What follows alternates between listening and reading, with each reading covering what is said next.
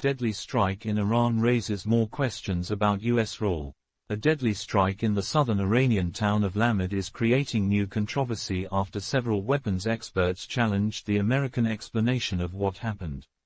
The United States denied responsibility for the attack and said the missile seen in the footage was likely an Iranian-made Hoveyzeh cruise missile.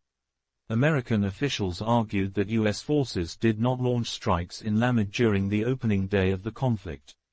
However, a number of independent experts disagree.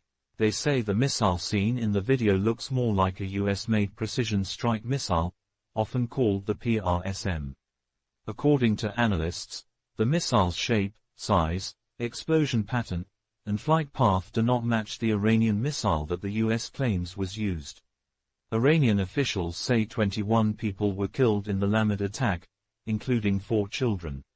Footage from the area appears to show the missile exploding in the air above homes and public buildings, which experts say is a sign of a more advanced weapon system designed to spread fragments over a wide area.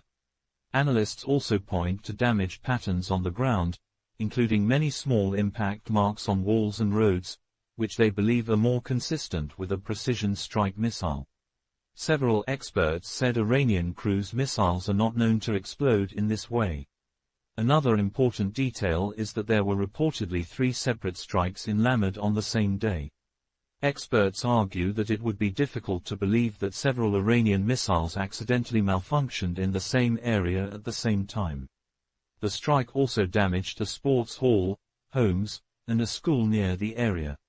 Reports suggest the possible intended target may have been a nearby base linked to the, but there is little evidence that the military site itself was seriously damaged. This situation is likely to increase criticism of the United States and raise more questions about transparency during the conflict.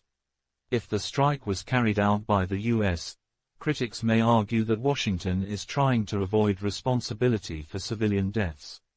On the other hand, American officials continue to insist that U.S. forces do not target civilians. The case shows how difficult it can be to know the truth during war. Both sides are fighting not only on the battlefield, but also over information, public opinion,